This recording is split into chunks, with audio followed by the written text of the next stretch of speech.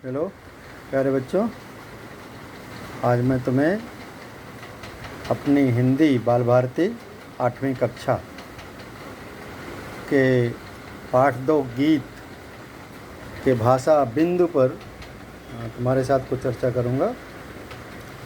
यह पाठ्यपुस्तक के पेज नंबर 9 पर है। यह टेक्सचुअल ग्रामर है, तो हम उससे संबंधित कुछ जानकारी यहाँ पर प्राप्त करेंगे। प्रश्नों के माध्यम से हम आगे बढ़ेंगे। जो भी अभ्यास यहाँ दिया हुआ है, चौखट में दिए गए मुहावरे कहावतों का वाक्यों में प्रयोग करो और विकारी शब्द लिखो। यहाँ पर देखो, जो कुछ यहाँ लिखा हुआ है वो मुहावरे और कहावतों में से एक है, ठीक है। और पहचान के लिए समझो कि मुहावरे वे हैं जिनके अंत में ना शब्द है। देखो लास्ट में, इसे बहती गंगा में हाथ धोना, ओके, दाल में काला होना, और जैसे यहाँ पर है इस कान से सुनना उस कान से निकालना, ओके। और क्या हो सकता है, अपने मुँह मियाँ मिट्ठू होना, घाव पर नमक छिड़कना, नाक पर मक्खी न बैठने देना। सामान्य रूप से पहचान है मुहावरों की जिसके अंत में ना जैसी एंडिंग होती है क्रिया के साथ। और शेष जो बचेंगे उसको तुम लोग कहावतों में डालोगे, ठीक है। वो कहावतें हैं जैसे बहती गंगा में हाथ धोना, तो घमंडी का सिर नीचा, ये सारी चीज़ें हमारे पूर्वज पहले से ही कहा करते थे और लोग बहुत ही सटीक थोड़े शब्दों में और ज़्यादा कुछ कह जाते थे। मुहावरे भी वैसे ही होते हैं, जो होते हैं उससे अलग वो अर्थ बताते हैं। तो यहाँ पर मुद्दा क्या है कि इसमें को पढ़ना है, इसको समझ करके इसको अपने वाक्यों में प्रयोग करना है और विकारी शब्दों को लिखना है। विकारी शब्द क्या है, तुम्हें पूर्व ज्ञान होगा तो थोड़ा ध्यान होगा। विकारी शब्द मतलब ऐसे शब्द जिनके रूप में परिवर्तन हो सकते हैं। जैसे एक वचन से उनका बहुवचन बनाया जा सकता है, ठीक है, और स्त्रीलिंग से पुल्लिंग बनाया जा सकता है। वाक्य में प्रयोग के अनुसार उनका परिवर्तन किया जा सकता है। ऐसे शब्दों को विकारी शब्द कहते हैं। और दूसरे होते हैं अविकारी शब्द। वो शब्द भेद है विकारी और अविकारी शब्द। जैसे विकारी शब्दों में यहाँ दिया है संज्ञा, सर्वनाम, विशेषण, क्रिया। ये विकारी शब्द हैं क्योंकि क्रियाओं में परिवर्तन होते रहते हैं, संज्ञा में परिवर्तन होते हैं। जैसे लड़का अगर एक संज्ञा है तो लड़की भी एक संज्ञा है, तो लिंग परिवर्तन हो गया। लड़के तो वचन परिवर्तन हो गया। इस तरह से संज्ञा एक विकारी शब्द है। उसी तरह से सर्वनाम जैसे मैं, हम, एक वचन, बहुवचन, विशेषण है ना, जैसे अच्छा, अच्छी जैसे शब्द हैं।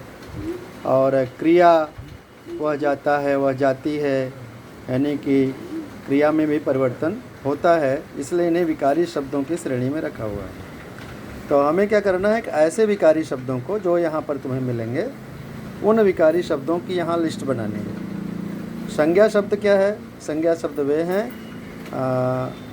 जो किसी व्यक्ति, वस्तु अथवा स्थान के नाम हैं, गुणों के नाम हैं, वो संज्ञा शब्द हैं। जैसे यहाँ पर गंगा, गंगा क्या है?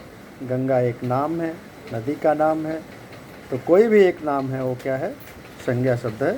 तो हमने उसे संज्ञा में उसे डालना है। ऐसे भी जो भी नाम है उन्हें हम संज्ञा में डालना है। जैसे तुम्हें लगता है कि ये किसी वस्तु के नाम है, जैसे पहाड़, ओके, चुहिया, ये सब नाम है ना, तो उनको इसमें डालना है।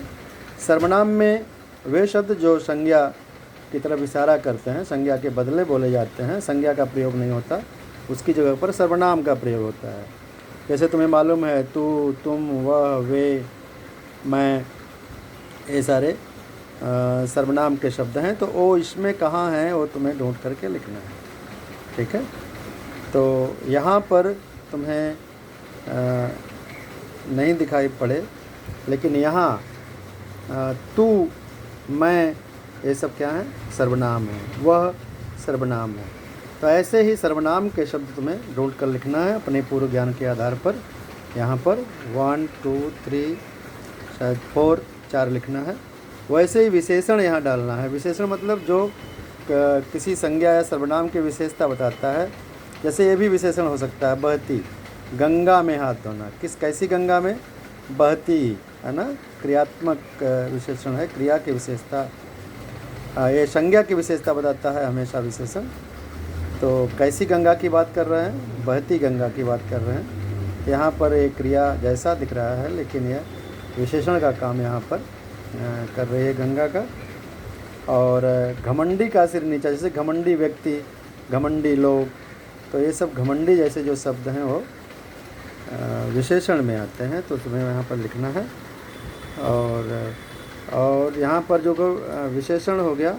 अभी क्रिया जानते हैं ना, जिससे किसी कार्य का करना या होना मालूम पड़ता है, उसे क्रिया कहते हैं। कि जो हम क्रियाएं दिन रात करते रहते हैं, जैसे हाथ धोना, तो धोना, है ना, धोना, साफ करना, नहाना, जाना, ये सब क्रियाएं हैं हमारी। तो उसको हम क्रिया की श्रेणी में डालेंगे। ठीक है, धोना, निकली, वो भी निकलना, ये मतलब भूतकाल की क्रिया है। तो ऐसे ही जहाँ जहाँ होना, जैसे जहाँ भी क्रियाएं हैं, निकालना, ये सब क्रियाएं हैं, तो क्रिया की श्रेणी में हम डालेंगे। ठीक है, तो उसको आप लोग भर लेना। It is very good. आपका पूर्व ज्ञान भी है इसके आधार पर, इसलिए ज़्यादा स्पष्ट करने की ज़रूरत नहीं है, इशारे बहुत हैं इसके लिए।